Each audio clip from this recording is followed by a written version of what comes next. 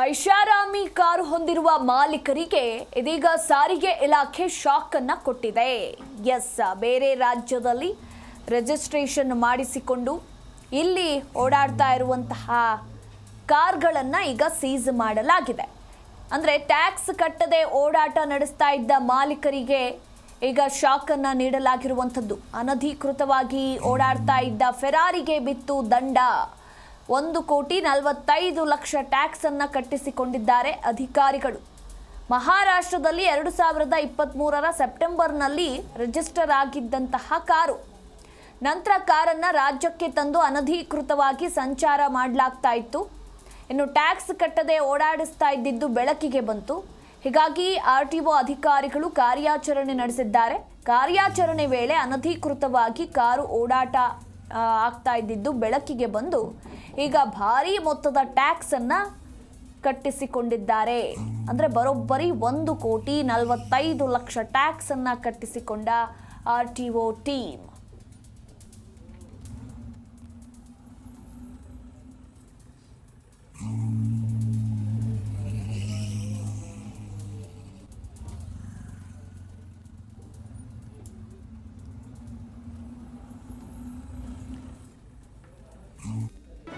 G Kannada news ಈಗ ನಿಮ್ಮ ಮನೆಯಲ್ಲೇ ನೋಡಿ. ಎಲ್ಲ ಕೇಬಲ್ಗಳಲ್ಲಿ ಈಗ ಲಭ್ಯ.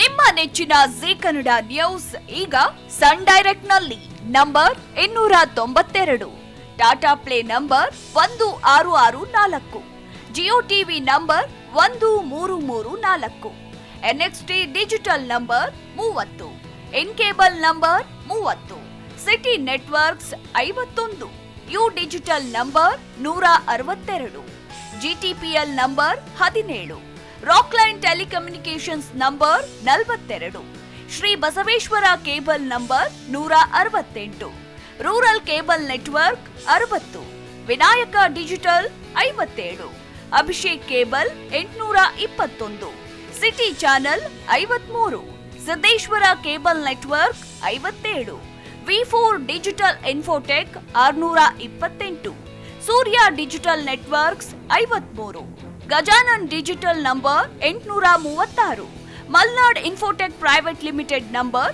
56, Metrocast number 830, Victory digital number 167ರಲ್ಲಿ ನೋಡಿ ಆನಂದಿಸಿ.